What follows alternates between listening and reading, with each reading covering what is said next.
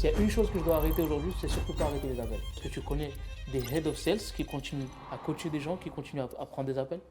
Moi, j'en vois pas. Je pense que passer un certain cap de chiffre d'affaires, tu es obligé de partir sur des cycles de vente qui sont plus longs parce que tu vas t'adresser à un segment de marché auquel tu t'adressais pas forcément avant. Et moi, j'imagine vraiment ça comme une pyramide. Dans 80% des cas, quand tu prends un closer en appel et que tu lui fais écouter un de ses calls, la plupart des choses que tu vas lui dire, il le fait déjà. Le job du head of sales, c'est le deuxième poste le mieux payé d'une boîte derrière le CEO.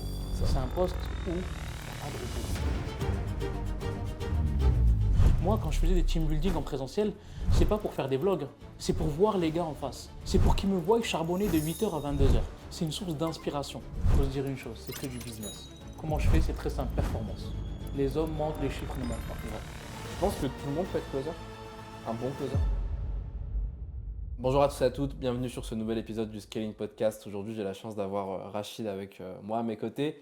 Rachid qui est du coup Head of Sales aujourd'hui, qui gère une équipe de closers qui génère entre 300 et 400 000 euros de chiffre d'affaires par mois, qui forme aussi des entrepreneurs au closing, qui forme des closers pour monter leur taux de conversion, avoir des meilleurs résultats. Donc aujourd'hui, le sujet de l'épisode, c'est un sujet qui me tient particulièrement à cœur, c'est la vente, c'est de là où je viens. Donc avec Rachid, on s'est dit qu'on allait faire un épisode ensemble, qu'on allait discuter des techniques, des objections, de la gestion des équipes, etc. Donc ça va être un petit peu freestyle, on n'a pas vraiment préparé tous les sujets. Et let's go, on est parti. Merci Rachid pour ton temps. Bah écoute, moi je suis ravi d'être là. Ça fait longtemps qu'on attendait ce moment. C'est vrai. Moi j'ai une question à te poser directement d'entrée. Ouais. C'est quoi ton dessert préféré?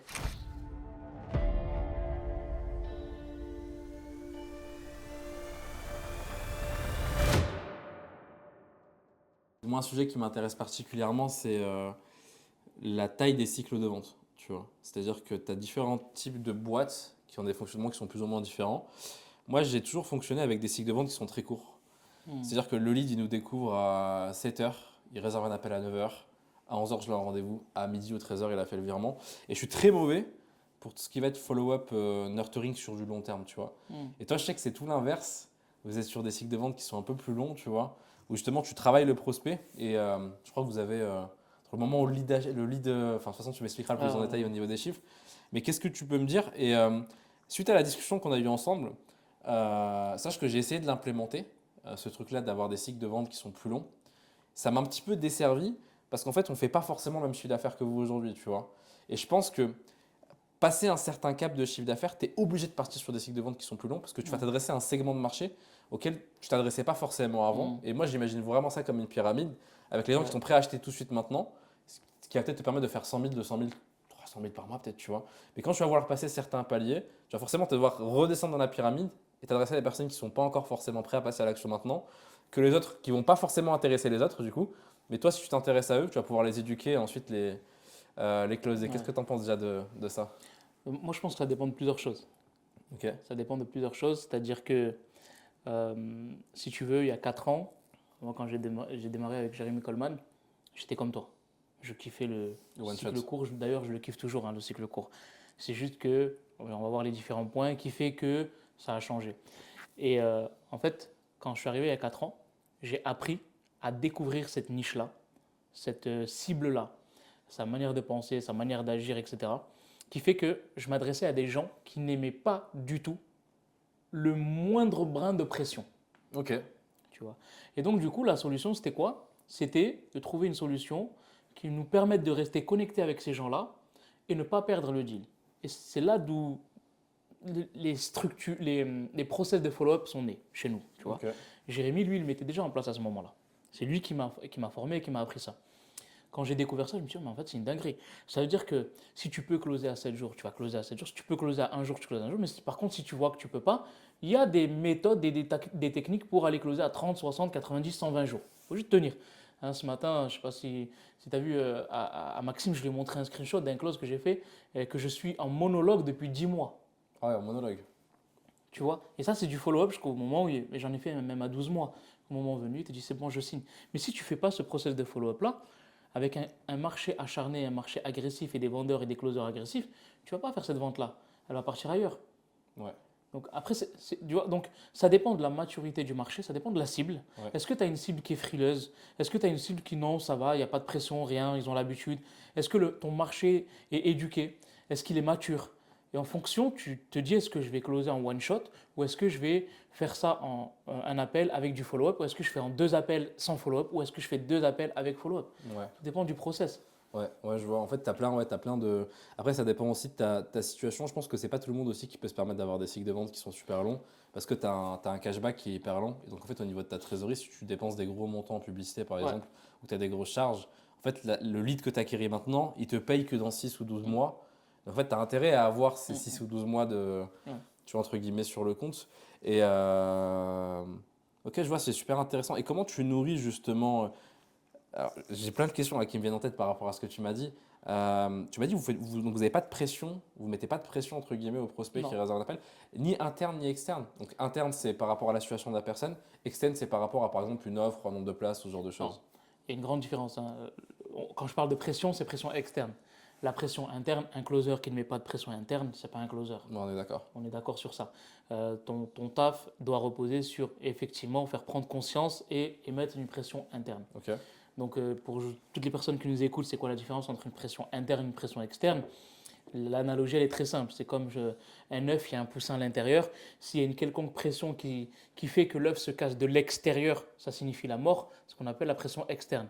Autrement dit, juger sur des douleurs très très fortes et ennuyeuses et douloureuses jusqu'à faire sortir du sang de la plaie, ça c'est une pression externe. Pression interne, l'œuf se casse d'une quelconque pression intérieure, le poussin il a 100% de son de vivre parce que voilà, on appelle ça l'éclore, la vie, etc. Et ça, c'est faire prendre conscience à la personne qu'elle veut changer, la mettre en face de sa réalité. En gros, moi, quand je te dis pression externe, c'est que c'est moi qui va pousser la personne. Pression interne, je vais lui poser des questions pour qu'elle, elle se pousse elle-même. Bien sûr. Tu vois? Très bel exemple. Très bel exemple. Tu l'as trouvé comme ça là l'exemple ou tu l'avais en tête? L'analogie de l'œuf? Ouais. Ouais, je la connais depuis Tu longtemps. la connais, hein? Ouais, depuis longtemps. Ok, donc pression, parce qu'en fait, moi j'ai toujours eu cette croyance que si tu donnes pas aux personnes une bonne raison de passer à l'action maintenant, ils le feront pas. Euh, et donc vous de votre côté, il y a pas de, par exemple de bonus d'action rapide ou ce genre de, sans vouloir tout dévoiler, tu vois. Non, bien sûr, il y en a. Ok, C'est financier. Tu te décides dans les 24-48 heures, bah, c'est sûr qu'en récompensant l'effort, tu peux payer un peu moins cher, ok, par exemple. Tu vois. Ok. En fait, on a un tarif qui est connu, qui est affiché, qui est Ouais. partout. Tu te décides dans les 48 heures, tu as une remise immédiate ok. pour le paiement. Du coup, c'est dans les 48 heures, c'est pas sur le rendez-vous en lui-même. Sur le rendez-vous ou 24-48 heures. Et ça, je vais t'expliquer pourquoi. Tout simplement parce qu'en fait, ça dépend du niveau de conscience de la niche à qui tu t'adresses. Nous, on s'adresse à une niche généralement qui a déjà essayé certaines choses, qui n'a pas eu de résultat. C'est pas comme si je m'adressais à une personne qui soit n'a jamais rien essayé, auquel cas ça peut être un achat immédiat, soit une personne qui a déjà essayé, qui est contente, satisfaite, etc. Généralement, 80% des personnes que nous on accompagne, c'est des personnes qui ont déjà testé. Ça veut dire quoi? Ça veut dire déjà investi 5, 6, 7, 8, 10, Ouais. 15 000 euros avec zéro résultat. Ça veut dire qu'ils connaissent le process de closing. Ouais, Ça veut dire qu'ils savent ce que tu fais dans l'appel. ouais. Et si ces gens-là, ils sentent une quelconque pression, c'est mort. Si ces gens-là, tu leur dis tu dois payer tout de suite et que précédemment ils avaient payé tout de suite et qu'ils n'ont pas eu de résultat, c'est mort. Ça rappelle Donc des qu'est-ce que tu formats, fais? Tu dois te démarquer. Et donc Ok. tu dois respecter leur rythme. Ok. Ils ont besoin de 2-3 jours. Ok. Ok. Là, il y a une personne que j'ai eue hier en appel qui m'a dit je prends 48 heures pour prendre mes décisions. Ne me dis pas ce que j'ai déjà entendu. Comme ça, hein. Ne me dis pas ce que j'ai déjà entendu. Laisse-moi et respecte mon rythme 48 heures. Ok. Cache, elle annonce la couleur. Ouais. Tu veux Là, faire tu quoi peux avec casser une la personne vente en comme fait. ça? C'est là où il te faut cette intelligence émotionnelle, où tu as le closer qui va challenger bêtement et qui va casser la vente en fait, et le closer qui va savoir, entre guillemets, tu vas jouer avec la limite, quoi, tu vois. C'est ce que j'ai répondu, moi, à cette. T'as répondu? Vas-y, Je lui ai répondu. Je dis, pardon? T'as dit quoi? Et là, elle a répété. S'il te plaît, laisse-moi mes 48 heures, ne fais pas comme les autres closers. Je dis, non, moi, je ne peux pas te laisser partir comme ça. Tu vois, je dis, je ne peux pas te laisser partir comme ça. Je dis, tu sais quoi? Laisse-moi faire ce que j'ai à faire, laisse-moi te poser des questions pour bien comprendre, et moi, ce que je te fais, c'est que je ne te donnerai pas 48 heures, je te donnerai 72. Ok. Là, elle avait le grand sourire comme ça, elle me dit, alors c'est bon, je t'écoute. Et j'ai posé mes deux, trois questions pour clarifier son process de décision. Et il s'avère que j'avais raison dans ma manière de penser. Et j'ai encore mieux fait de lui proposer 72 heures. Parce qu'en fait, bah, elle s'est décidée avec un closer à l'instant T. Elle a payé 5 000 à 6 000 euros. Et 3 mois après, en fait, l'entreprise qu'elle a payée, elle a fermé. Ok. C'est encore plus une dinguerie. C'est même pas, j'ai pas eu de résultat. Ouais. J'ai payé sur un accompagnement de 6 mois. L'entreprise, elle a fermé au bout des 3 mois. Plus de son, plus d'image, plus de nouvelles, rien. Et elle se retrouve comme ça. Encore heureux qu'elle a besoin de 48-72 heures pour se décider, cette femme-là.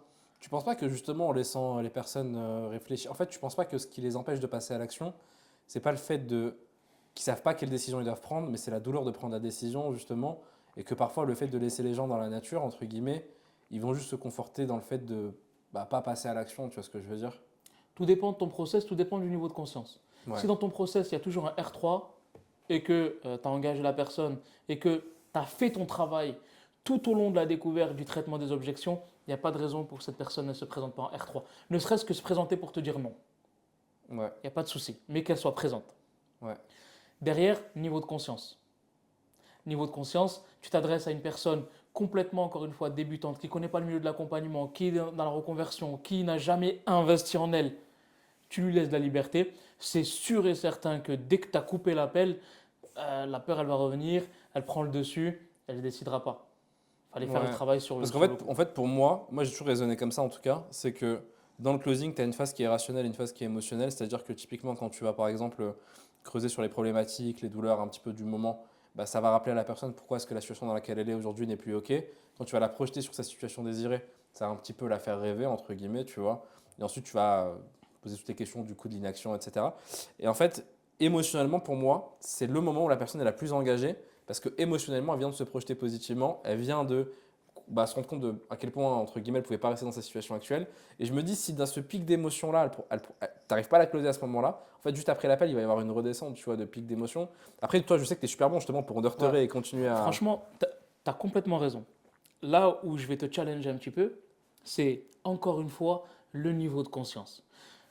Dans un appel de vente, c'est de la chimie, c'est de la biologie du cerveau, c'est de la psychologie. J'active la réceptivité, c'est-à-dire quoi? Connexion, pour ceux, on reprend juste les étapes d'un appel. Connexion, j'active la réceptivité, ça veut dire quoi? Je déclenche l'amygdale qui va faire baisser le niveau du stress et favoriser l'espace de confiance.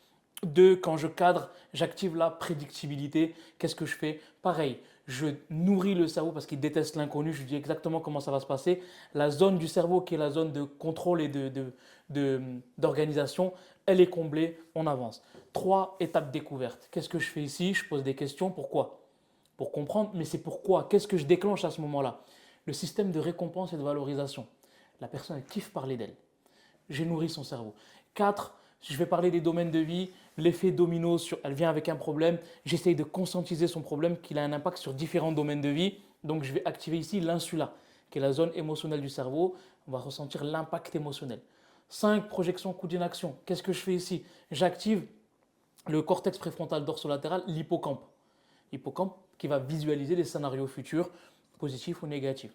6, pitch rationnel, avec derrière traitement des objections émotionnelles. Et en fait, tous les humains, ils fonctionnent de la même manière.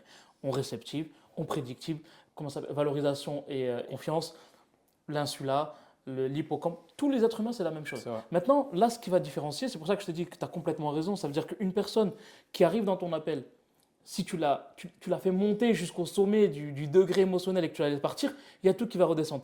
Sauf les personnes qui ont déjà vécu une mauvaise expérience, autrement dit, ça s'appelle les personnes, ce sont des prudents dans les archétypes prospects, même s'il est là, il n'a pas oublié la piqûre qu'il a eue, il n'a pas oublié la chute qu'il a eue. Okay. Et donc, qu'est-ce qu'il fait ce gars-là? Pour rassurer cette chute et cette piqûre qu'il a eue précédemment, il va te dire, donne-moi 24-48 heures. J'ai fait cette première erreur la première fois quand je me suis décidé sur le coup des émotions. J'ai regretté derrière. Là, je le sens vraiment bien avec toi, mais donne-moi quand même 48 heures. Donc, ça dépend du niveau de conscience. Et tu as un deuxième type de profil, c'est ceux qui, avec l'action qu'ils ont fait initialement et le dégoût, je vais appeler ça le dégoût du fait qu'ils n'ont pas eu de résultat, l'énervement et la colère qu'ils ont reçus, ce n'est pas la peur. Ces gens-là, ils ne vont pas avoir peur d'investir parce qu'ils l'ont déjà fait. C'est de la colère.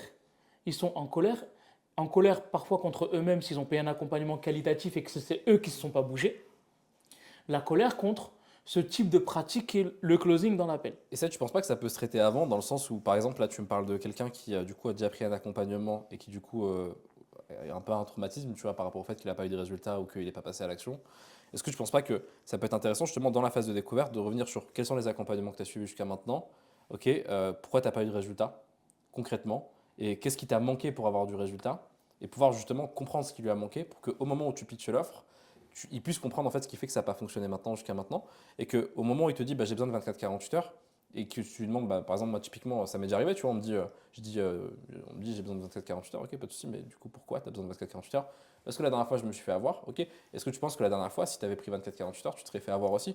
Enfin, est-ce que ça aurait changé quelque chose le fait que tu prennes ta décision 24-48 heures après? Là, concrètement, tu vois, moi, on pitch avec des slides, tu vois.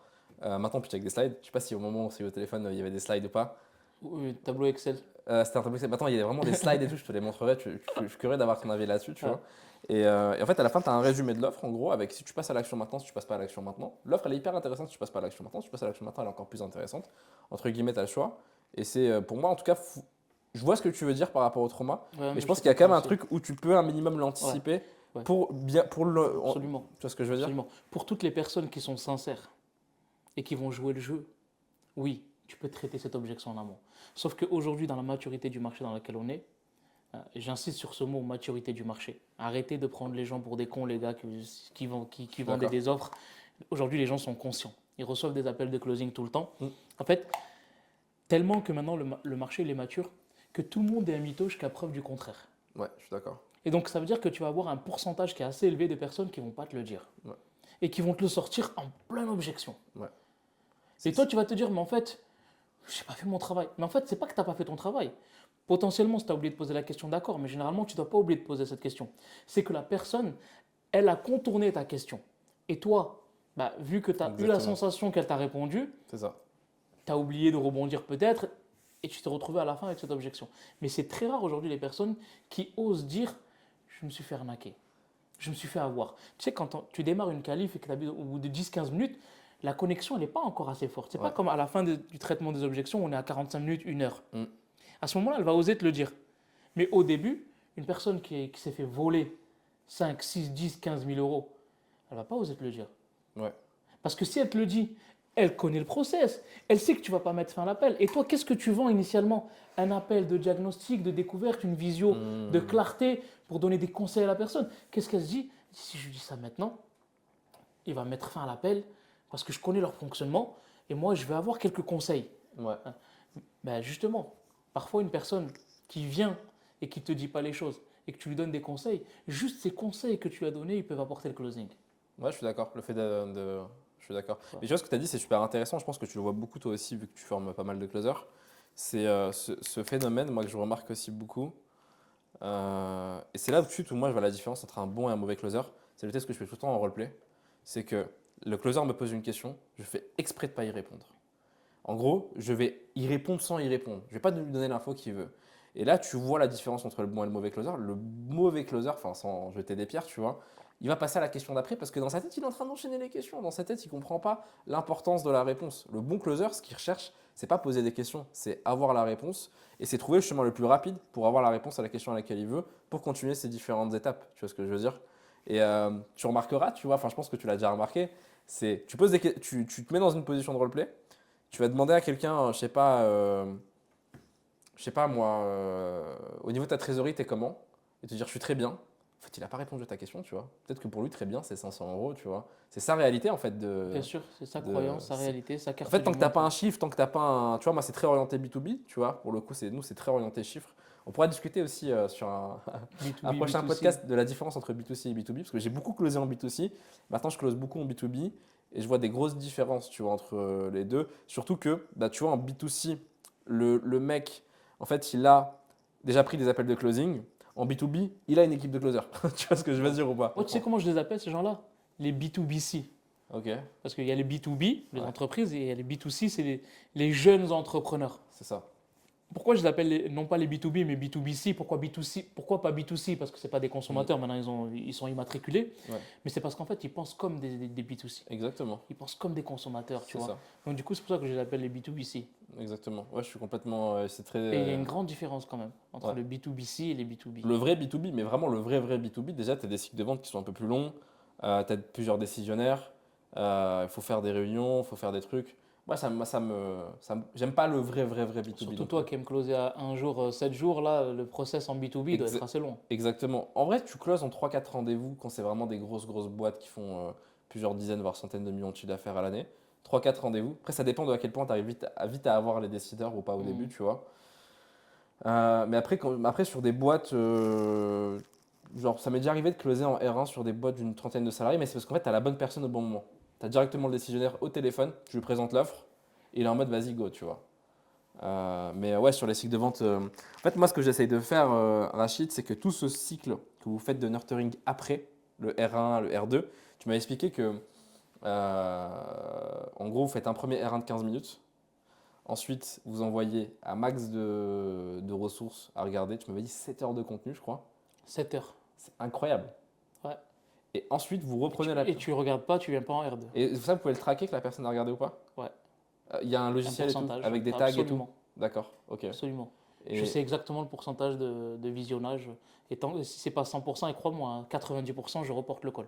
donc là, par exemple, si jamais moi je book un call, ça sera forcément 15 minutes. 15-30. Tu vas me préqualifier, tu Ouais. vas rien me pitcher. Non, Tu vas me dire, vas-y, tiens, regarde ces 7 heures de contenu. exactement. Et ensuite, c'est qui fait la démarche de reprendre le R2? Parce que j'imagine qu'il y a de la perdition entre le R1 et le R2, tu vois. Il y a très peu de perdition. Je t'explique pourquoi. En fait, il y a tout un process marketing avant. À partir du moment où tu as pris un rendez-vous sur le logiciel de prise de rendez-vous, tu reçois 2 vidéos obligatoires à regarder. Ouais, On va dire que là, il y a potentiellement entre 60 et 70% des personnes qui les ont regardées à 100% jusqu'au bout. D'autres ok. personnes, ils les ont regardées par-ci par-là. Ok, donc la personne aurait pu regarder la vidéo, les 7 heures de contenu avant le R1. Non, ça c'est 2 contenus différents. Il y a au D'accord. total 1 heure, on va dire, de contenu. À regarder Autrement avant le dit, R1. avant le R1. Ok, Ça veut dire que quand ils viennent en R1, ils ont regardé une VSL de 45 minutes, plus une vidéo environ 45 minutes, 1 heure en plus. ok. Et la personne ne peut pas booker d'appel si elle n'a pas regardé la VSL de 45 minutes. Impossible. Ok. En gros, le bouton s'affiche qu'au bout de 45 minutes. Au bout de 80%. D'accord, ok. Donc 35-40. Ok. Et ensuite, la vidéo d'une heure, c'est la vidéo de confirmation de C'est rendez-vous une vidéo qui traite toutes les objections et qui est envoyée par email aussi. et qui est envoyée par Et email. là, vous avez un setter qui appelle pour s'assurer que la personne a regardé la vidéo ou On a pas? 2 setters qui appellent effectivement tous les opt-in pour s'assurer qu'ils ont bien reçu la vidéo ou qu'ils l'ont bien regardé Ouais. et pourquoi ils n'ont pas pris un rendez-vous. Et à ce moment-là, les setters proposent aussi des rendez-vous. Ok, super Pareil, intéressant. rendez-vous de 15-30 minutes, c'est ce qu'on appelle un R1, une visio laser. Ouais. Derrière, nous, on va prendre le premier appel. Vous disqualifiez, j'imagine aussi, c'est un peu un appel de triage en fait que vous faites. Vous avez un fonctionnement avec des. C'est un closer qui prend l'appel ou c'est un trieur du coup? Le premier appel, c'est un closer. C'est un closer. Parce que c'est que tu as des boîtes, je fais une petite Ouais. parenthèse là-dessus, où tu as setter, trieur, closer. En gros, tu as le setter qui est là pour booker des calls, le trieur qui est là pour trier les calls.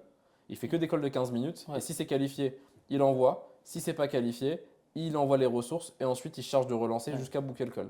Et chacun a son taf, entre guillemets, Ouais. tu vois. Excuse-moi, j'ai fait une petite Ouais, parenthèse. moi, sur j'aime ça. beaucoup ce format. Le problème qu'on rencontre avec ce format, c'est que, je pense qu'il doit y avoir vraiment du volume. Ouais, c'est ça, ouais, il Il faut doit y du avoir volume. vraiment Ouais. du volume. Ouais. Mais potentiellement, peut-être que dans 1 an ou 2 ans, moi, en tout cas, je suis fan de ce format. Ouais, t'es très cycle de Ouais. vente long, toi, j'ai vu. Très cycle. En fait, c'est un petit peu. Tu sais ce que tu as à faire. Le closer, il sait que dès qu'il a un call, il est passé qualifié. par 1, 2. Il est qualifié, ouais. Tu peux pas avoir un mauvais taux de closing à ce moment-là. Ouais, je suis d'accord. Le trieur, il va plus faire des feedbacks au setter pour qu'il lui envoie vraiment C'est ça. des calls, on va dire, moyens. Exact. Et il y a possibilité aussi à ce moment-là, peut-être au trieur, de trouver des créneaux d'urgence, urgence. Tu vois, Ouais. vraiment, c'est qualifié. Moi, je l'ai vécu juste ces derniers jours-là. Une setteuse qui m'appelle le matin à 10 h et j'avais un rendez-vous une semaine après. Elle m'a dit, tu es disponible dans 2 heures. Ouais. Tu vois le truc. Ouais. Ça c'est du bon boulot. Donc, setter, trieur, closer, j'aime bien. Donc, une fois qu'on a fait le call R1, Ouais. le call R1, on l'a finalisé. Soit, c'est pas qualifié. Donc, si ça vient du setter, c'est rare. Parce que, Ok. ça veut dire Parce c'est que le setter, qui a c'est fait son le travail. type de personne qui doit booker. Si ça vient de manière automatique, ça peut arriver parce qu'on n'a pas mis de disqualification, sauf en termes d'activité. Donc, par exemple, si tu fais du e-commerce ou tes VDI ou MLM, non, on ne te prend pas en call parce que ça ne marche pas. Si tu vends un produit physique ou tu vends un produit à 47 euros, nos méthodes, elles ne fonctionnent pas, on ne prend pas. Donc, la disqualification chez nous, elle ne se fait pas au niveau des finances, elle se fait au niveau de l'activité. Pourquoi on a décidé de ne pas mettre une disqualification au niveau des finances? C'est très simple. C'est comme nous, on est très très fort en follow-up. Personne qui n'a pas les fonds aujourd'hui et qu'on l'a su pendant 10 mois comme le gars que j'ai suivi, bah, en fait, c'est un close à venir derrière. C'est fort ça. Tu vois. Donc c'est pour ça. Donc ensuite, soit donc c'est pas qualifié, soit c'est pas qualifié mais que au niveau finance, je vais quand même le ramener en R2, lui envoyer les 7 heures de contenu, le pitcher et je sais que j'ouvre la porte au follow-up. Ok, et tu sais que financièrement. Je sais qu'il va pas payer, je sais, Mais tu vas jusqu'au bout et tu le pitches. mais j'ai besoin de le rajouter dans mon pipe de follow-up, dans mon WhatsApp business qui attend juste que je rajoute des étiquettes pour créer mon pipe. Ok. Mais je sais que je vais Et pas tu le le pitches closer. avec la même énergie, le même effort qu'un Même mec qui- énergie, même effort, il n'y a rien qui change. Ah, t'as vraiment de la patience. Mais c'est parce que c'est le marché qui veut ça aujourd'hui. Ah non, mais t'as raison, c'est ce qu'il faut Ça. faire. Je suis d'accord avec toi. Et donc, ça change rien. Et par contre, sur le CRM, bah, je ne vais pas mettre follow-up chaud, je mettrai follow-up froid. Je fais une distinction entre follow-up chaud, follow-up tiède, follow-up froid. Ok. Follow-up chaud, c'est au moins 1 à 2 ressources envoyées par semaine. Follow-up tiède, on va dire j'envoie 1 à 2 tous les 10-15 jours. Follow-up froid, ça va être 1 fois par mois. Ok. Tu vois. Ok. Je, Donc t'as le nombre de relances aussi. je suis obligé, parce que si je fais du follow-up avec la même intensité d'une personne froide, tiède, etc., la personne froide, je peux la dégoûter. Ouais. Je peux la dégoûter, elle peut se dire, il va trop vite pour moi. Ouais. Son niveau de conscience n'est pas câblé de la même manière qu'une personne qui est en follow-up chaud, qui est en train de juste chercher les fonds, ça y est, elle est closée. Et comment tu nurtures du coup justement les gens? Parce que tu disais tout à l'heure que tu faisais des monologues sur WhatsApp. Moi, je suis convaincu que ce qui fonctionne dans le follow-up, c'est la personnalisation et l'apport de valeur. Tu vois. Moi, par exemple, quand je me chauffe vraiment et que je fais des follow-up, en fait, je fais des trucs hyper personnalisés du genre, je vais aller regarder le dernier post Insta d'une prospect ou son dernier post LinkedIn, je vais me renseigner sur elle, je vais aller checker sa story, je vais dire, ah, j'ai vu que tu étais à tel événement, j'ai vu que tu as fait tel truc. Des fois, c'est des trucs tout bêtes, hein. Ah, j'ai vu que tu avais tel outfit, j'aime bien et tout, c'est quoi la référence? Mais tout le temps, j'essaie d'être hyper personnalisé. Toi, je sais que tu envoies des messages de masse parfois aussi. Ouais. C'est quoi la stratégie Est-ce que dès qu'il y a une vidéo YouTube qui sort, tu dis par exemple, ah tiens, je sais pas, Jérémy, il a sorti cette vidéo, tu me disais que tu avais cette problématique-là, tiens, regarde là. Enfin, c'est quoi un petit peu ton process de follow-up sur ça? Moi, je suis dans la semi-personnalisation. Ok. Ça veut dire que je vais pas te dire, je vais pas dire bonjour, j'espère que tu vas bien. Non. Je vais pas te dire non plus bonjour, bonjour prénom parce que je dois l'envoyer à 200 personnes, par exemple, le même message. Donc, ce que je fais, c'est que je vais dire hello à toi. Le hello à toi, derrière, il a une signification, il sait que je m'adresse à toi. Ouais, bien sûr. Donc, je dis pas le prénom, C'est vrai. mais hello à toi, j'espère que tu vas bien. J'ai pensé à toi aujourd'hui avec cette vidéo, voici le lien, au plaisir d'échanger. Mhm. Tu vois. Et parfois, je le fais en vidéo. Tu sais, les petites bulles là, les petites bulles sur WhatsApp, ça fait bien vivant. De Et en ouf. fait, tu vois, tu as, un smile, tu Et rigoles. ça, tu t'as peux une l'envoyer à énergie. plein de personnes, les petites bulles. Alors, moi, je fais des copier-coller parfois. Ok. Et par contre, si tu envoies une vidéo, la petite bulle, non. Mais de temps en temps, quand j'ai pas envie de me prendre la tête et j'ai envie de vraiment d'envoyer en groupe, je fais une vidéo, j'enlève dans mon répertoire, et tout de suite, en plus, je peux l'envoyer à 200 personnes. Vidéo, oui. Mais la petite bulle, non.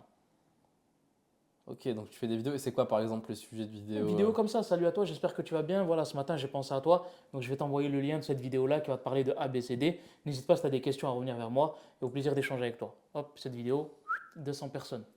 Ok. Et après, tu relances à la main aussi. Ouais, après, généralement, les personnes qui vont te répondre, c'est les plus chauds, donc tu rebondis là-dessus. S'il n'y a personne qui t'a répondu, dans 3 jours, tu sais que tu as un temps de follow-up qui est installé sur ton agenda, tu refais la même chose. Ok, toi, en fait, tu installes, tu bloques des moments où tu sais que tu es Ouais. là que pour faire En du fait, follow-up. c'est très simple.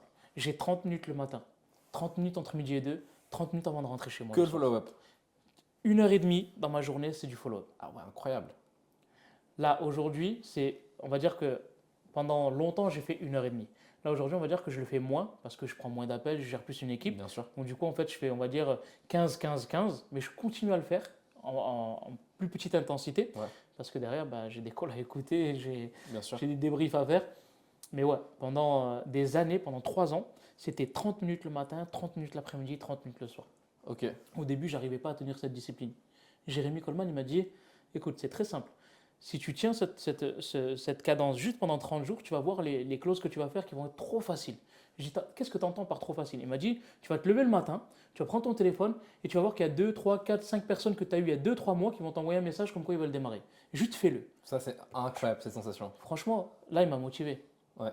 Il m'a motivé de ouf. Dis-toi que moi-même, en faisant pas de follow-up, juste en faisant un R1, en n'envoyant même pas d'email parfois après le R1, j'ai des gens qui reviennent vers moi 6 mois après et qui me disent vas-y, c'est bon, en gros, je suis prêt à Alors démarrer. imagine-toi si tu fais du follow-up. Imagine si tu fais du follow-up, exactement. Ouais. Ouais, c'est une folie. Ouais, Et on arrive à être rentable aujourd'hui sans faire, t'imagines, sans faire de follow-up, sans faire tout ça. Donc je me dis, ouais, en fait, faut être bon, faut être patient. Je pense qu'il faut que ce soit bien processisé. Comme toi, tu as des moments qui sont bloqués dans l'agenda. Ça, c'est la base. Des ressources, des templates. Et après, sur le CRM, j'imagine que tu prends un max de notes aussi. Comme ça, si tu as quelqu'un qui te répond, boum, tu peux aller voir. C'était quoi le dernier échange, etc. Tu as les appels qui sont enregistrés aussi, peut-être. Ouais, exactement. Tu as les appels qui sont enregistrés, tu prends des notes, tu remplis ton CRM, tu es tranquille.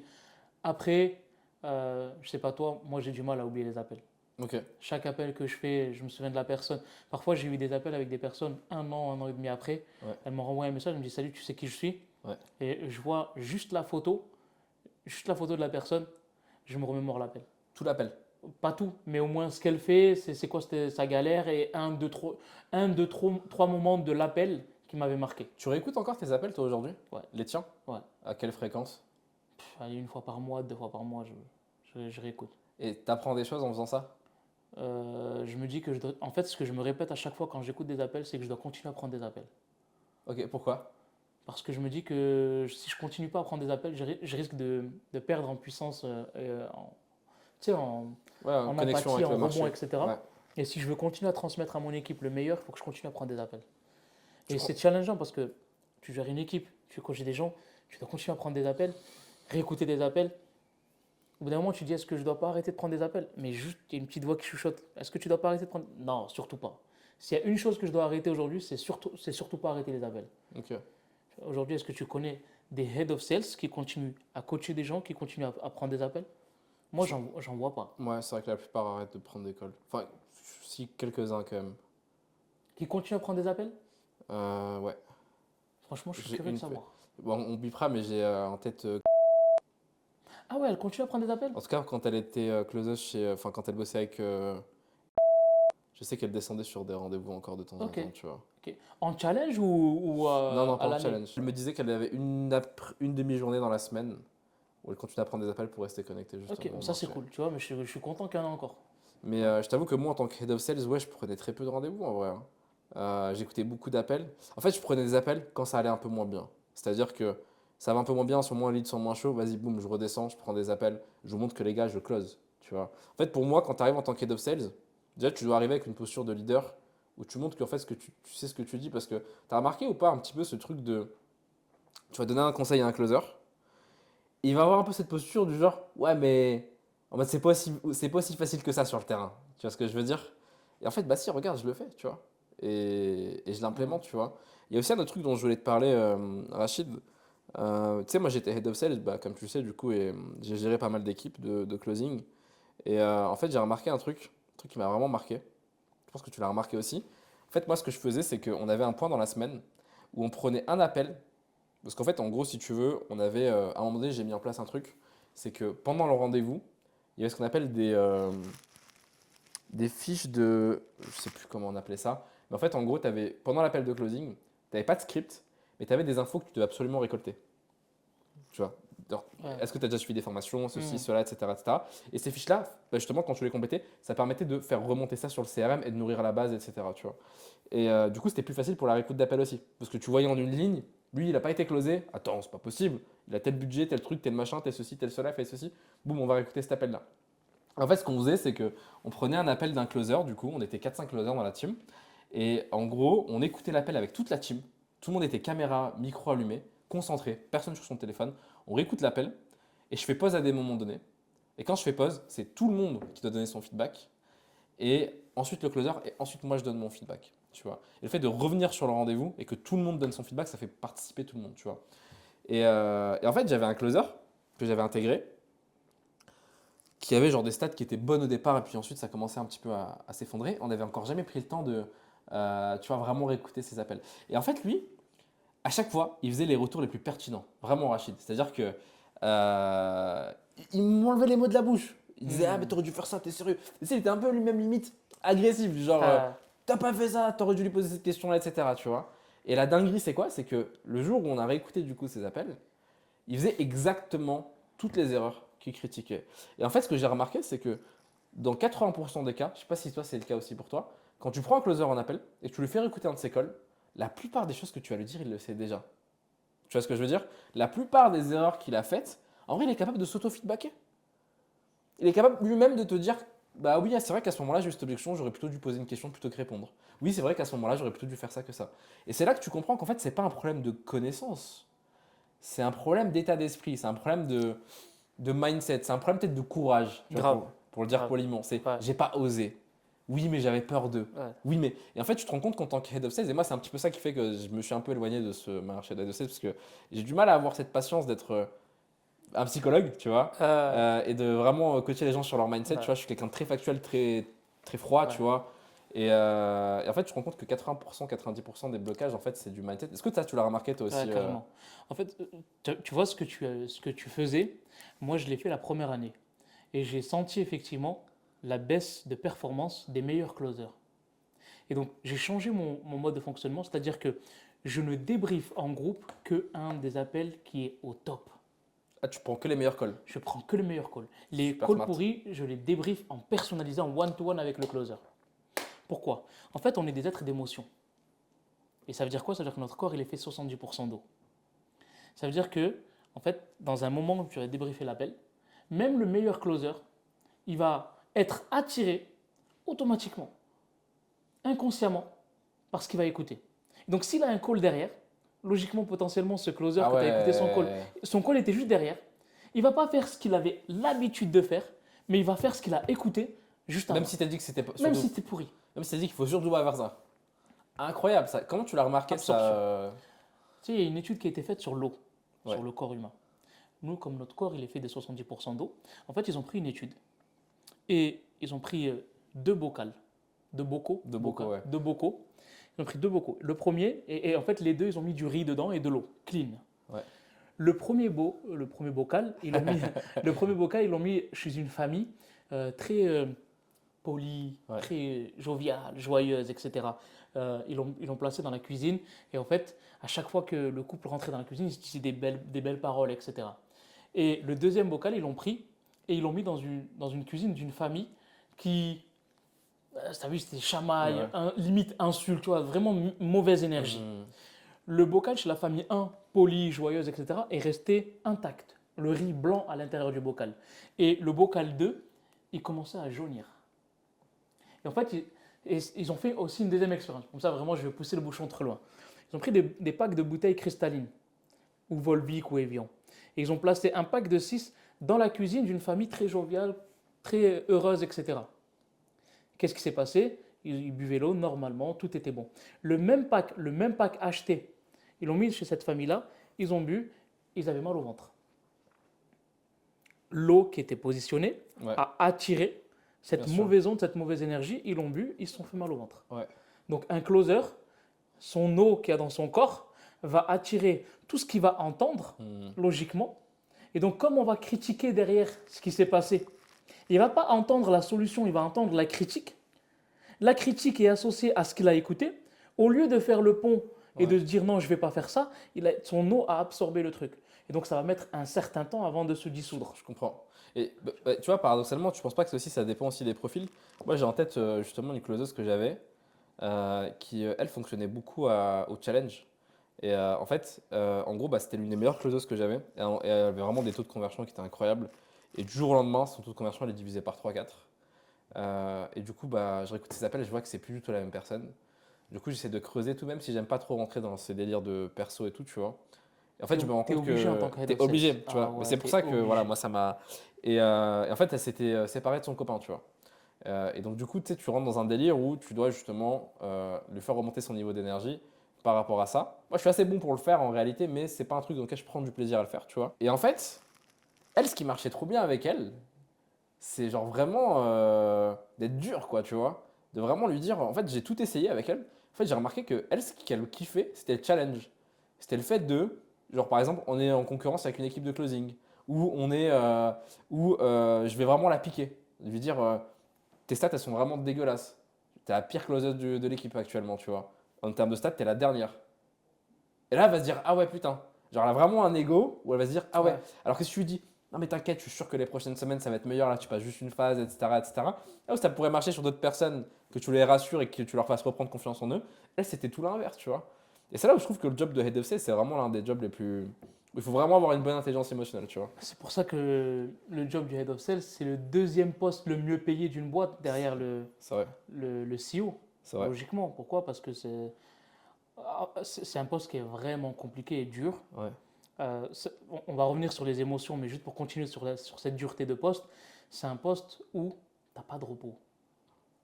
Tu as un objectif à atteindre au 31, du 1 au 31, Et dont tu es responsable d'ailleurs. et dont tu es responsable. C'est-à-dire que si on n'atteint pas cet objectif-là, en vrai, c'est rarement vers le marketing qu'on va se retourner. Exactement. C'est souvent le closing où on va dire, ah mon gars, là, t'as closé à 20% cette semaine.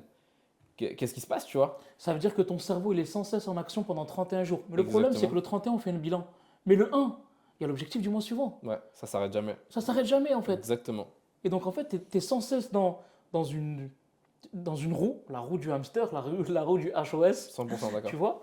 Et au bout d'un moment, en fait, tu as ça, qui est énergivore, et tu as aussi tout le côté gestion humain, gestion émotionnelle. Tu vois, la closeuse que tu viens de me citer précisément, Ouais. moi j'en ai un dans mon équipe, ça fait 2 fois en 6 mois qu'il est sur la porte de sortie. Et pourtant, c'est le meilleur élément. Ok. Mais au bout de 3 mois, quand tu fais 1, 2, 3 mois bien, le quatrième il chute, le cinquième il a du mal à repartir, le sixième il repart. 1, Ouais. 2, 3 mois bien. Ouais.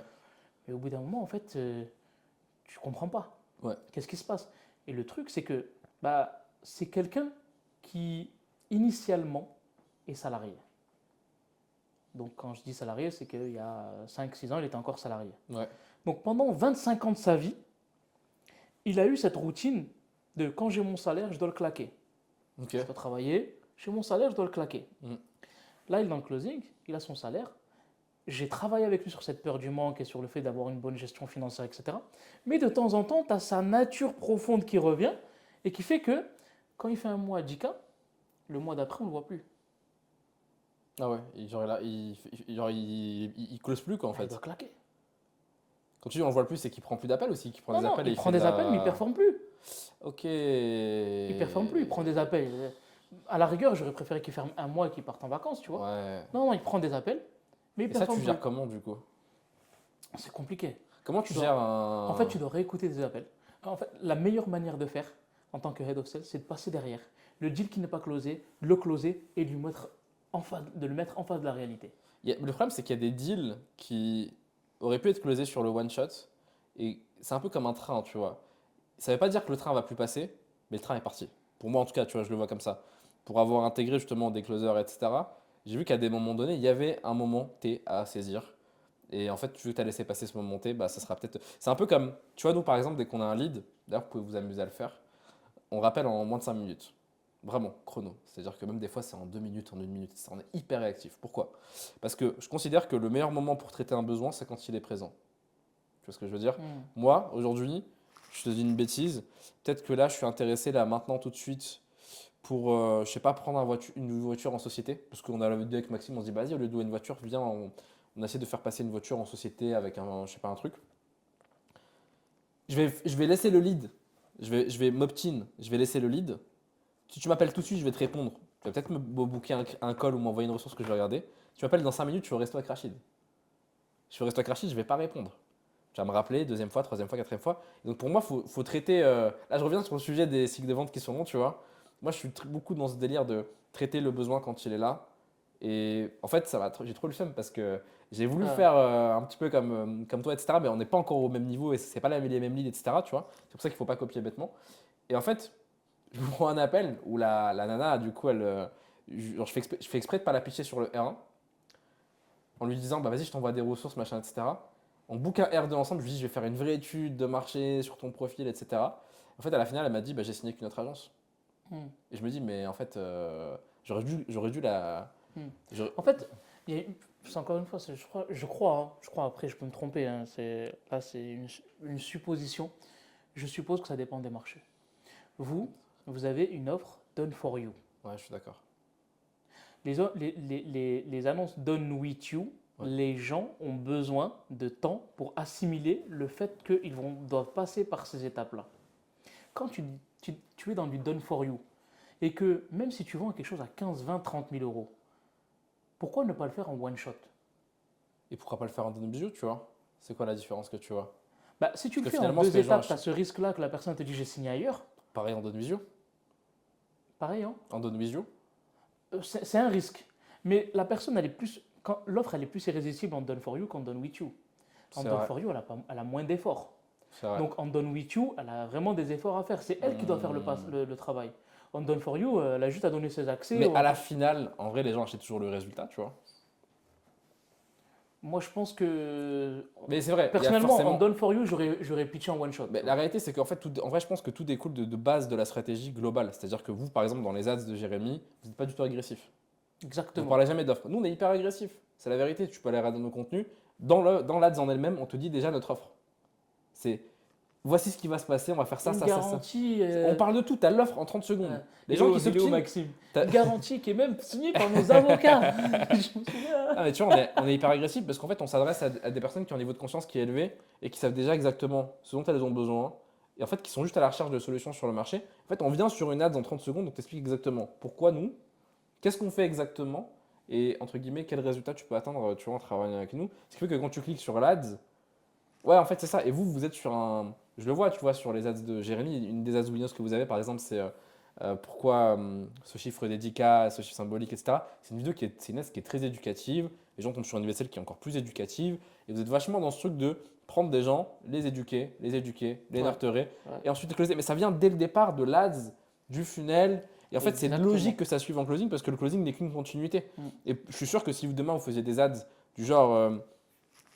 Je sais pas, nous on te propose pas ça, on fait ça, avec des VSL qui sont plus courtes, qui sont plus agressives, etc., des cycles de vente qui sont plus courts, vous closeriez de manière plus courte, mais je pense pas que vous feriez le chiffre d'affaires que vous faites actuellement, tu vois. Juste pour remettre du contexte, fut un temps, c'est-à-dire, je vais te donner les dates exactes. Mais vous faisiez pas le même chiffre d'affaires. On est d'accord. On faisait un peu moins. Un peu moins ou beaucoup moins? Ouais, moins. On était entre 200 et 250, 280. Ok, Aujourd'hui, on est à 400. ok. Donc, quand on était entre 200 et 280, Ouais. notre cycle de vente, il était à 7 jours. 7-10 jours. Mais c'est quoi qui a. Pourquoi vous avez changé? Qu'est-ce qui a changé du coup? L'arrivée sur le marché des 5D Challenge. Ah, c'est ça qui a. L'arrivée sur le marché des 5D Challenge a cassé la dynamique de la croissance dans l'accompagnement avec des 5D Challenge énormes en termes de budget pub, colossal des présents en live, des closes, etc.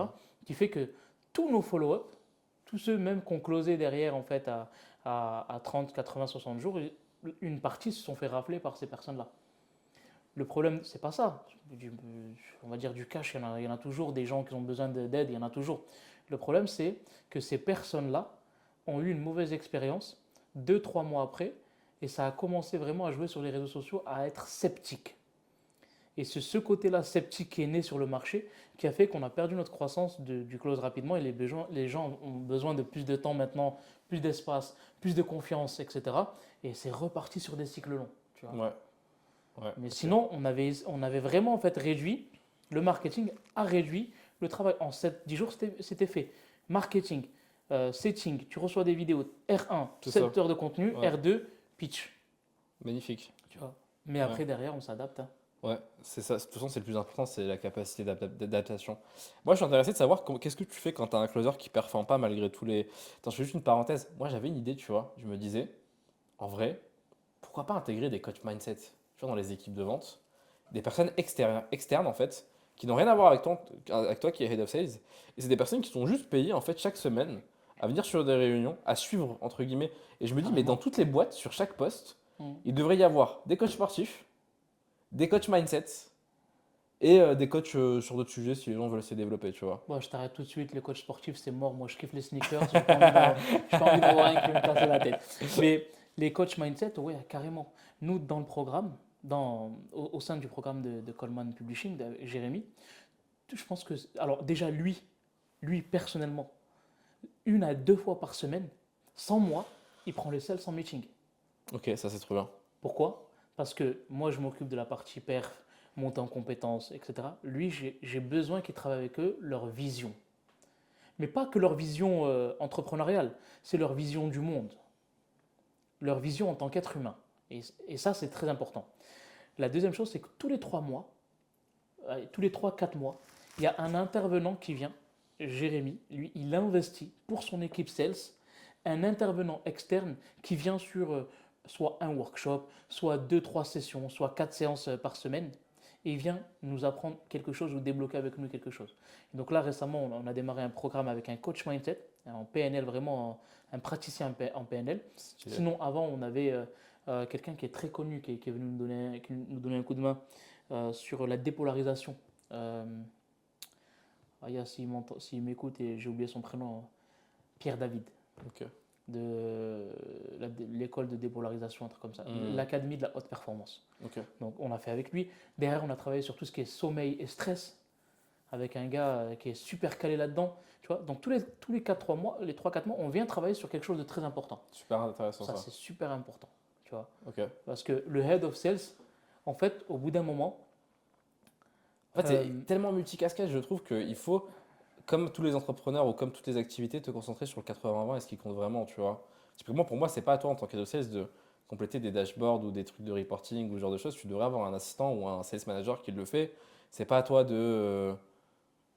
tu vois, de checker les factures, de faire ce genre de trucs. Enfin, en fait, c'est des tâches ah, ça, je, à faible valeur ajoutée, tu vois. franchement, je déteste cette partie. C'est quoi? Admin, Quand on arrive le 28, 29 du ouais, mois, au lieu d'être content, même si on atteint l'objectif, je suis dégoûté. Pourquoi? Quand tu as 4, 5, 6, 7 factures à vérifier, ouais. c'est Tu dois rechecker toutes les ventes, tous les trucs, les machins, tout. etc. Enfin, nous, on a un CRM qui est automatisé, donc ça va. Mais juste le fait de repointer, checker, etc., qui ne sont pas C'est trompés. relou de ouf. Et Juste surtout ça, que je, tu n'as je aucune prends valeur à 4 faire heures ça. pour les C'est ça. factures. 4 heures, je préfère faire autre chose, tu vois. Mais t'as aucune valeur à faire ça, tu vois. Donc c'est typiquement un genre de tâche où pour moi, c'est des trucs qu'il faut déléguer avec un Mm. sales assistant ou tu vois, un truc comme ça en qui t'as confiance, bien évidemment. C'est quoi ton process pour... En fait, il y a tellement de sujets dont j'ai envie de parler. Je pense qu'on va faire un deuxième épisode à un moment donné. Avec plaisir. J'ai Là, envie c'est qu'on le parle match aller chez moi, le match retour chez toi à j'ai Marrakech. envie qu'on parle, là tu vois, les amis, on est censé faire un restaurant, donc on va pas pouvoir discuter encore pendant très longtemps. Donc dites-nous en commentaire si vous avez envie qu'on fasse une partie 2 avec Rachid, où on parlera bah, typiquement du recrutement, des process, du management, du closing, des objections, de comment traiter les objections, etc. Je sais que c'est un sujet qui vous Ouais. intéresse beaucoup. Tu sais quoi, limite, on peut terminer sur... Moi j'ai une question et puis après on peut peut-être parler vite fait des objections quand même. Ok. Moi, ma question, c'est comment tu vires un closer, du coup, entre guillemets. Comment tu. Enfin, virer, c'est un peu Mm. vulgaire, tu vois, comme mot, Mm. mais comment tu te sépares Ok. d'un closer? Alors, avant de parler de virer, séparer, on va parler de recruter avant. En fait, il y a un principe qui dit on doit virer rapidement et recruter lentement. En fait, moi, je suis pas d'accord avec ça. Toi, c'est recruter rapidement et virer rapidement. Ouais, moi, c'est les deux rapidement, les deux R. Tu dois recruter rapidement si tu as un process de onboarding qui est bien structuré et calé. D'accord. Donc, moi, j'ai un process de onboarding sur 15 jours avec une plateforme spécifique de onboarding, Donc, pendant 15 jours, ils prennent pas de call, les closers. pas de call. 15 D'accord. jours, tu prends pas de call. Ça Par ne doit contre, pas créer une friction pour le closer qui est dans le besoin, entre guillemets. alors, on peut faire des exceptions. Moi, j'ai fait des exceptions des personnes qui sont calées en closing, qui ne sont pas débutants ni Ouais, rien. ouais. Le process d'onboarding, il a été fait en 7 jours. D'accord. Tu vois. Mais le problème, c'est que même s'il a été fait en 7 jours, derrière, j'ai vu qu'il y avait des manquements. Il y a des manquements. Donc, tu vois, le process en 15 jours, c'est bien aussi qu'il soit respecté. D'accord. Derrière, virer rapidement. J'ai fait l'erreur, et aujourd'hui, voilà, ça m'a servi d'expérience et de leçon, de garder une personne avec empathie, Ouais. avec côté humain, tu vois. En fait, il faut se dire une chose, c'est que du business. Et c'est pas parce que tu vires une personne que tu que tu ne vas pas rester amical avec elle ou vraiment maintenir ce lien d'amitié s'il y en a. Parce Ouais, qu'il y en a. Entre bien head sûr. of sales et closer, c'est possible qu'il y en a. Et je m'en y suis voulu en fait, parce que je n'ai pas rendu service à cette personne. Je l'ai maintenu 3, 4, 5, 6 mois. Alors que normalement, j'aurais dû mettre un stop il y a 6 mois. Donc, comment je fais? C'est très simple, performance. Les hommes mentent, les chiffres ne mentent pas. Ouais. Tout le monde a mytho jusqu'à preuve du contraire, sauf les chiffres. Donc, premier mois, tu avais ça comme objectif, tu ne l'as pas atteint. On a mis en place un plan d'action. Le deuxième mois, tu as mis en place le plan d'action, mais il n'y a pas de résultat. Et pourtant, les autres performent aussi autour. Troisième mois, tu n'as pas les résultats, on s'arrête. Ouais. Donc, et même ça, quand j'en ai parlé avec Jérémy, il m'a dit ouais, mais t'es trop gentil, 3 mois c'est trop. J'ai dit c'est mon process, c'est ma manière de travailler. Alors par contre, si Le deuxième mois, il est catastrophique. Vraiment, je vois qu'il n'y a pas d'effort, il n'y a rien. On s'arrête au deuxième mois. Mais si je vois que la personne, elle y met du sien, elle essaye de s'en sortir, elle essaye, etc., malgré ça, je me retrousse moi les manches pour aller chercher du chiffre et essayer de compenser. Ok, incroyable. Mais derrière, je lui donne 3 mois. Donc tu laisses 3 mois pour atteindre une vitesse de croisière. 3 mois pour atteindre au moins le premier objectif qu'on s'est fixé en 3 mois. Ça valide en quelque sorte la période d'essai et de me dire, ok, tu restes. Et du Si coup, c'est une pendant 3 personne qui mois, reste c'est plus quoi? longtemps, L'agenda, il est full, t'envoies full de colle. c'est-à-dire, En gros, c'est là, tu parles, d'accord, on parle des 3 mois de lancement, c'est ça? ouais, si tu as fait 3 mois sans atteindre tes objectifs, au bout du troisième mois, on s'arrête. Ok, et pendant ces 3 mois-là, donc en gros, ok, moi je pensais que, enfin, j'avais en tête que c'était les 3 premiers mois justement quand on board quelqu'un, j'étais encore resté Alors, sur le. si c'est en termes de nouveaux closers, Ouais. généralement, le premier mois, il te donne la couleur. Ok, et au bout de Voilà. combien de temps où on n'atteint pas les objectifs, tu décides de stopper une collaboration quand tu recrutes un closer? 3 mois. 3 mois, ok, donc Ouais. ça revient à ce que je pensais. Et du coup, pendant les 3 mois, t'envoies full de colle? L'agenda, il est rempli du closer? Progressif. Progressivement. Progressif. Même D'accord. les objectifs que tu t'es fixé en fonction du volume que tu vas lui envoyer. Bien sûr, Tu vas pas fixer un objectif avec lui que d'une personne qui a son agenda plein. on est d'accord. Donc, on adapte. Non, j'y vais progressivement. J'ouvre aller à 30-40%, ensuite 60-70%. Et le troisième mois, généralement, je le mets au même piédestal avec les autres. Même si les stats sont pas bonnes. Non. En Si les fonction stats- de Voilà, c'est moins en un, moins fonction deux, du moins trois. pourcentage. Exactement. Ok. Moi, ce que je suis en train d'essayer d'implémenter là, en gros, c'est dès que j'ai un closer qui performe moins bien. En fait, en gros, ce que je fais, c'est que je fixe un seuil de rentabilité par rapport au taux de conversion. Où je sais que, par exemple, si tu closes à moins de 15%, je ne suis pas rentable. C'est-à-dire qu'en gros, Tu me fais perdre de l'argent. mon call présent me coûte tant. Mon coût d'acquisition client me coûte tant. Ça veut dire que si sur, je sais pas, 10 calls, tu en closes moins de 2, je ne suis pas rentable en fait. Je suis en train de perdre de l'argent quand je t'envoie des calls. Parce que mon coût par call est plus élevé que ce que tu me rapportes. Donc en fait, il y a un peu un signal d'alarme où dès que tu es en dessous de ce taux de conversion là, je te bloque ton entrée de lead. Et tant que tu n'as pas closé tes follow-up et tes rendez-vous précédents, en fait, Je ne donne pas de tu rendez-vous. n'as plus de nouveaux calls. Mais, Ouais. mais tu n'es pas exclu, c'est-à-dire que tu es toujours dans la team. Ouais. Et juste close sur ce que tu as. Et Ok. une fois que tu as remonté le truc au vert et que tu es redevenu rentable, Ok. je suis OK de t'envoyer des calls. T'en Et penses donc, quoi? les calls, ils vont aller où? Les calls, ils vont sur les autres closers du coup. Ok. Et si les autres closers n'ont plus de place? Sur moi. Ouais. D'où Mais c'est pour, l'importance. entre guillemets, comment dire? C'est pour stopper l'hémorragie en fait, tu vois, que je fais ça. Parce qu'en fait, si tu acceptes que tout le monde soit en dessous de ton seuil de rentabilité, en fait, tu n'es plus rentable. Ouais. J'aime beaucoup ce que tu partages. La vraie, le vrai point de friction que tu vas rencontrer ici, c'est si ça coule sur toi après derrière. Et que toi, tu veux te débarrasser des calls, tu veux te déléguer cette partie-là, Bien sûr. mais que tu vois qu'il y en a 2 ou 3, par exemple, dans ton équipe, qui n'ont pas atteint ce seuil de rentabilité, qui Ouais. ne prennent plus de calls, du coup, ça va venir sur toi. En fait, ici, c'est de te poser la question, qu'est-ce qui fait selon toi que ce gars n'atteint pas son seuil de rentabilité? Qu'est-ce qui lui manque? Pourquoi? Si je dois le prendre en one-to-one pendant 2 heures, moi, quand je faisais des team building en présentiel, c'est pas pour faire des vlogs, c'est pour voir les gars en face. C'est pour qu'ils me voient charbonner de 8h à 22h. Les closers de mon équipe m'ont vu travailler, m'ont vu charbonner. Et en fait, c'est une source d'inspiration. Et c'est pour ça en fait que ça sert les team building, c'est peut-être faire une team building et le ramener avec toi à Marrakech et poster, qu'est-ce qui se passe? Regarde, mets-toi là, mets ta chaise là, écoute mon appel. Faire un appel et qu'il soit à côté de toi, c'est différent que de lui envoyer un replay. J'ai closé des deals à 12, 15, 20 000 euros avec des gars à côté de moi. Même il y en a un qui est enregistré, qui est sur la chaîne YouTube. On était Titon et moi, on a closé une cliente à 12 000 euros en paiement en pif. Et lui, juste avant le call, il me disait franchement, Rachid, je suis pas chaud pour faire un appel à 3, je sais me débrouiller. Je lui dis écoute, laisse, on teste. La personne, elle me connaît, c'est moi qui l'ai déjà closé une première fois. Elle me connaît, je vais créer cette connexion, on va rigoler. Je lui ai montré l'exemple aussi, tu vois. Donc pose-toi la question, il y a le seuil de rentabilité, c'est bien. Ouais. Mais s'il n'atteint pas, au lieu de te dire bah, tant pis, tant qu'il n'atteint pas, je ne lui donne pas de call, c'est qu'est-ce qui fait qu'il n'atteint pas? Comment tu peux l'aider à aller le chercher? Comment tu peux l'aider à ne plus créer cette friction? Parce que crois-moi que le jour où tu lui coupes les calls parce qu'il doit atteindre son seuil de rentabilité, il va être dans le stress. Tu vois, il ne va pas se sentir bien. Donc, tu as 2 types de profils. Tu as ceux qui Ça, t'as toujours deux types de profils. vont se surpasser, comme ta meilleure closeuse dont Ouais, tu m'as parlé tout à l'heure. exactement. Elle, c'est sûr et certain, c'est dans cette situation-là, elle a un besoin émotionnel de reconnaissance qui est super fort. C'est ça. Elle va se transformer en super guerrière, super saiyan, elle va aller le chercher. Exactement. Mais il y a d'autres gars qui ne supportent pas cette pression-là. Ouais, je suis d'accord. Qu'est-ce qu'il va faire? Avec tout cet environnement de marché mature qu'on rencontre aujourd'hui dans le closing, il va aller chercher une opportunité en 5D challenge ou en lancement ou autre chose. Qu'est-ce qu'il va se dire? Oh, au moins là-bas, il n'y a pas ce truc-là où on me coupe les calls. Et Après, partout où tu es, si tu performes pas, entre guillemets, ça peut durer 1 mois, 2 mois, 3 mois, ça va se couper, quoi, tu vois. On doit faire monter nos équipes en compétences. On doit accepter que pendant 3 mois, l'entreprise peut être à perte avec un nouveau closer. Ça, je suis d'accord avec Tu vois. toi. Mais il y a un minimum. Tu Il vois y a ce un que je veux minimum, dire. bien sûr, il y a le minimum. C'est pour ça que tu vas gérer toi l'agenda, le Bien niveau sûr. des dispos, etc. Et il y a aussi le fait d'accepter que parfois ça peut prendre un peu plus de temps. Ok. Mais quand tu as des gens qui sont vraiment motivés, tu vois dans leurs yeux qu'ils ont envie vraiment de réussir, bah, toi aussi ça te motive pour faire plus d'efforts avec eux, pour passer plus de temps avec eux. Et quand ça décolle d'un coup. Ouais. Tu vois, moi je vois par exemple, j'ai un closer qui s'appelle Sofiane. Il y a quelques années, sa sœur et moi, on faisait la concurrence chez un des partenaires. D'ailleurs, si elle me regarde, c'est moi qui ai gagné. Tu vois. Et tu vois, c'est un gars, au début, il a démarré avec nous, et il avait l'habitude avec les procès des 5D Challenge, etc. Tu vois. Quand il a démarré avec nous, j'ai senti qu'un gars, il était vraiment motivé. Mais il avait du mal. Franchement, il avait du mal. Au début, il avait vraiment du mal. Donc, session individuelle, on a travaillé avec lui, etc. Là, il me fait des mois entre 7 et 10, 15 000 euros de commission. Mais il a démarré au mois de juin.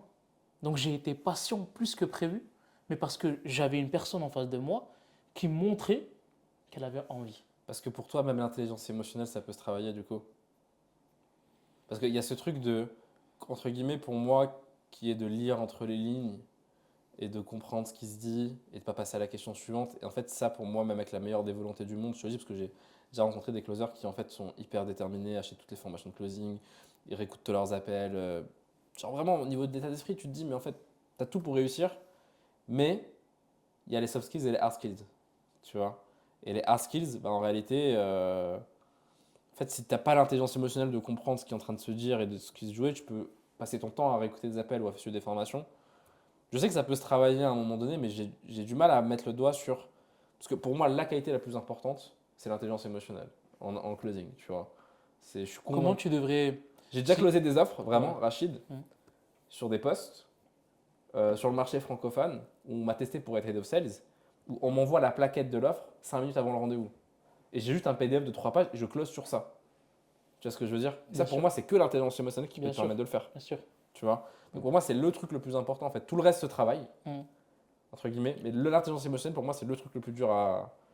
Mm. Tu C'est vois, quoi ta charbonner. définition de l'intelligence émotionnelle, de C'est. manière courte? Ouais, c'est. En fait, c'est que tu as tellement. En fait, en vrai, c'est que tu as tellement de patterns que tu comprends ce qui se dit. C'est-à-dire que moi, par exemple, si là tout de suite je vois que par exemple, t'en as marre du podcast et que tu as envie d'aller manger, je sais pas, je vais le ressentir. Je sais pas comment t'expliquer, mais je vais voir que tu retournes ton téléphone, que tu regardes l'heure. Je vais capter tous ces détails en fait. Si je vois que tu es gêné, je vais le capter. J'arrive pas à l'expliquer. En Donc fait, c'est que j'ai est-ce que tellement de patterns de personnes qui ont été impatientes ouais. que tout se remet en truc dans ma tête et je me dis, Mm. ah, la dernière fois qu'il y a quelqu'un qui était impatient, il avait regardé son téléphone, Rachid est peut-être impatient. Mais en fond, Mm. sans que j'ai besoin de le faire, tu vois. Quand je vais avoir quelqu'un qui va. Je sais pas, c'est ce sixième sens, je sais pas Mm. comment l'expliquer, tu vois. C'est émotionnellement comprendre les émotions de la personne que tu as en face de toi et pas juste les voir, mais les comprendre, tu vois. Ok. Donc en quelque sorte, c'est une forme de curiosité poussée. Pas curiosité, je dirais de compréhension. Compréhension. De Ok. compréhension. C'est. Donc, tu as dit un Euh, mot qui est super important. C'est pas que de les comprendre, c'est de les voir et les comprendre. c'est de les voir et les comprendre. Ok. Exactement. Hmm. Et les interpréter. Ouais. Parce qu'en fait, tu as tellement de patterns. En fait, pour moi, c'est ça, c'est aussi l'expérience. C'est que j'ai tellement de patterns que, en fait, en vrai, quand je démarre un appel, genre, si je pense que je vais pas closer la personne, dans 90% des cas, je vais pas la closer. Et Hmm. pourtant, je vais donner le même niveau d'énergie, je vais tout faire carré, etc. C'est pas parce que je me suis dit que j'allais pas la closer, mais c'est que j'ai tellement eu de patterns de personnes qui sont connectées, ou c'est flou derrière, ou alors, je sais pas, ils sont un contre-jour, et machin, que mon cerveau, en fait, reconnaît un schéma qui n'est pas closable. Hmm. Et à l'inverse, toi, dès qu'on s'est eu au téléphone ensemble, je savais que la vente, elle allait se faire. Parce qu'il y avait un schéma où tu avais un tableau blanc derrière, je sais pas, tu avais peut-être un micro, tu avais un truc où tu avais le. Hmm. Genre, j'ai plein de gens comme ça dans ma tête que je sais qu'il y avait cet arrière-plan. Hmm. Tu vois ce que je veux dire? Et je sais pas l'expliquer sur le coup, mais mon cerveau a enregistré tellement de schémas, de Ouais. patterns, qu'il détecte ce truc-là, tu vois. Bah, pour te répondre, moi Alors, je tu vois pense ce que je veux dire ou pas? absolument, bien sûr. Moi je pense que l'intelligence émotionnelle, elle s'apprend, D'accord. elle se développe. Il y a 3 phases dans l'intelligence émotionnelle. L'observation, la compréhension et la résonance. L'observation, La la compréhension compréhension. de ce que tu as observé. Qu'est-ce que tu mets derrière Comment les t'en mots? déduis? Qu'est-ce que t'en déduis, c'est Qu'est-ce que ça? tu en déduis? D'accord. Là, ça va nécessiter encore des sous-parties. Dans l'observation, Il y a une seule partie, c'est qu'est-ce que je vois, sans jugement, sans supposition, rien du tout. Qu'est-ce que je vois? Derrière le qu'est-ce que je vois, comprendre. Là, il y a 3 types d'écoute. Il y a l'écoute des mots, l'écoute du sens des mots, l'écoute de l'émotion qu'il y a derrière les mots. Troisième phase, aller en résonance. Maintenant que j'ai mis une émotion derrière ce que j'ai compris, donc Rachid parle maintenant moins parce qu'il a faim et il va aller au restaurant. Ouais. Tiens, ça c'est un petit message que je t'envoie. Tu vois, une petite virgule. Tu vois. Non, franchement, avec plaisir. On peut rester encore des heures. Le temps, il est dans le sujet de la vente, en fait, ça finit jamais. Ouais. Mais pour terminer, maintenant que j'ai l'émotion qui est l'écoute des mots, du sens du mot et de l'émotion, je vais aller en résonance. Tu vois. Et la résonance, toi, tu sais très bien le faire. Ouais. Et ça, c'est le niveau 3 de observer, c'est le niveau 1 de l'intelligence émotionnelle. Parce que c'est une forme d'intelligence émotionnelle, juste de savoir Juste de regarder. savoir ce qui se passe en fait. Enfin, juste Exactement. d'avoir capté qu'il vient de Exactement. prendre son téléphone. Parce que c'est vrai que le cerveau humain, tu vois, là, essentiellement, Benji, il est à côté depuis tout à l'heure, il fait des choses, mais je ne le vois même pas parce que je suis concentré sur toi et que je peux pas être concentré sur tout. Et ils le font, tu sais, dans des spectacles de magie où il y a un mec qui disait avec la diversion, je pourrais faire passer un éléphant devant vous, vous le verriez même pas. Parce que tu es focus sur ce qui. Tu vois ce que je veux dire? Pas forcément sur les mêmes choses. Donc la première chose, c'est observer. Ensuite, c'est comprendre. Comprendre. Et ensuite, c'est le faire résonner. Donc, c'est comment je vais adapter mon pitch par rapport à ce que j'ai compris de toi. Voilà. Alors, Et franchement, donc, c'est super ce que tu dis. je vais aller en résonance avec toi. D'accord. Tu vois. Écoute, j'ai vu ça, tu m'as dit ça. Est-ce que tu peux Exactement. m'en dire un peu plus? Ouais. Est-ce qu'il y a autre chose? Je vais aller en résonance. Exactement. Ça, c'est de l'intelligence émotionnelle. Exactement. Ça. C'est exactement ça, c'est de parler. Donc, pour moi, quand tu commences à aller chercher le niveau 1, à observer, derrière, aller chercher le niveau 2, essayer de comprendre, développer son art du questionnement et son écoute active. Et le troisième niveau derrière, une fois que maintenant tu as développé ça, tu peux aller chercher le troisième niveau qui est la résonance. Ouais. Par exemple, si je vois qu'il y a une personne qui est, tu vois, elle est dégoûtée d'être là, une personne qui est dans le dégoût, allez, on va prendre le mépris. Une personne, tu lui parles, tu vois, parfois sur une fraction de seconde, elle fait ça. Ouais. Un côté de la lèvre. Tu vois. Ça, c'est un synonyme émotionnel du mépris. Ouais. Bah, je vais lui dire, écoute, je vois, t'es un petit peu agacé, est-ce que tu peux m'en dire un peu plus? Et la personne va dire, mais comment il sait ça? En fait, c'est très simple. Tout le monde a les mêmes muscles sur le visage. Tu vas voir un Asiatique, tu vas voir une personne en Afrique, un Maghrébin, un Chinois, un Américain, un Danois, un Espagnol, un Français. On a tous les mêmes muscles sur le visage. Ouais. Et quand on arrive à comprendre ça, c'est vraiment le niveau 3. En fait, ça fait partie des 3 niveaux, mais c'est une autre méthode qu'on appelle la découverte des mimiques du visage. C'est ça. Mais ça, c'est des patterns une fois de plus pour moi. Tu l'as tellement, Tu l'as tellement vu que maintenant voilà, tu le comprends que ça devient. direct. Ça, tu sais que c'est de la colère. Exactement. Ça, tu sais que c'est de Tu la, le de la vois peur. direct en fait. Tu le vois parce que tu as l'habitude. Mais ça s'apprend. Mais comment se fait-il qu'il y a des personnes qui ont vécu exactement la même chose que toi et quand ils ont quelqu'un qui est entre guillemets stressé ou hypé, ils vont pas le capter et que toi tu vas le capter alors que vous avez le même vécu et que votre cerveau est Bah, censé avoir potentiellement, enregistré les mêmes choses, tu vois. peut-être que toi, tu as plus de facilité à capter les gens qui ont peur ou qui sont stressés parce que dans ta vie, quotidiennement ou passé ou antérieur, Ouais. quoi que ce soit, tu as trop été souvent dans cette situation. Par contre, tu n'as peut-être pas été dans une autre situation et que tu as du mal à découvrir parce que tu ne la ressens pas. Ouais, ouais. Moi, par exemple, la colère et la peur, je sais ce que c'est. Par contre, le mépris et le dégoût, non. J'ai eu du mal à capter ça. Pourquoi? Parce que je méprise très souvent Ouais. et je ne me méprise pas non plus. Et je suis très souvent dégoûté. Moi, je dis, tu vois, ça arrive, tu vois, je m'en fiche. Donc, une personne dégoûtée, j'ai du mal à la capter. T'es Par très peu contre, souvent dégoûté, tu veux dire. pardon? Tu t'es très peu souvent dégoûté, tu veux dire. Ouais, Tu as dit, je me méprise souvent et je suis très souvent dégoûté. ah ouais, Plutôt l'inverse, du ouais. coup, je préfère parce Ouais. que sinon les Non. gens vont pas comprendre. Les personnes qui sont dans le mépris et dans le dégoût, Ouais. je ne les comprends pas, j'ai du mal à les capter. Ouais. Donc j'ai besoin de poser plus de questions pour m'assurer que c'est vrai ce que je ressens. Ouais. Mais j'ai du mal même à les ressentir. Pourquoi? Parce que je me méprise et je méprise beaucoup moins, enfin pas du tout, et je suis très rarement dégoûté. Pas très, Ouais. très rarement dégoûté. Donc par contre, les gens qui ressentent du stress, de la colère, de la peur, ouais. Pourquoi? Parce que j'ai eu beaucoup de T'as vu peur. beaucoup de. Ouais, j'ai capté. J'ai eu beaucoup de colère. Tu vois, j'ai eu beaucoup de stress dans ma Je vie. comprends. Tu vois. Et donc ça, j'arrive à le capter rapidement. Et donc c'est pour ça que potentiellement, peut-être que si tu arrives à aussi toi avoir le mépris, dégoût, colère, stress, etc., c'est que tu as un fromage équilibré, un camembert, comme on disait tout à l'heure. Tu as un camembert équilibré, tu vois. Ok. Est-ce qu'on a le temps de parler un petit peu des objections ou tu veux qu'on en parle sur un prochain épisode? Franchement, il y a le Brésilien qui nous attend.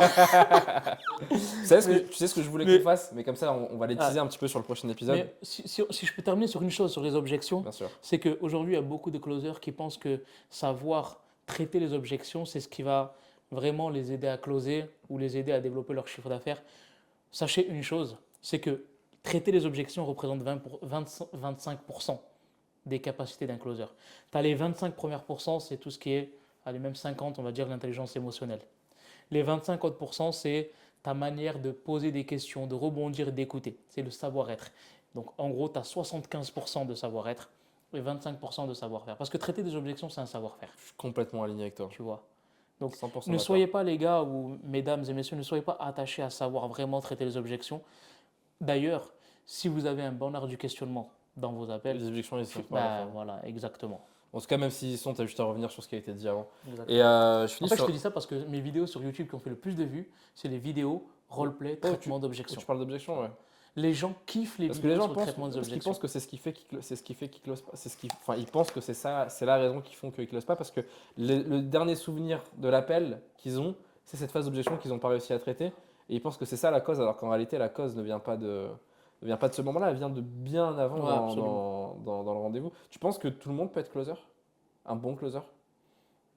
Non, Non, on est d'accord. franchement, j'ai changé de cette croyance-là. Tu me l'aurais posé il y a 3 ans, je t'aurais dit oui, franchement, tout le monde.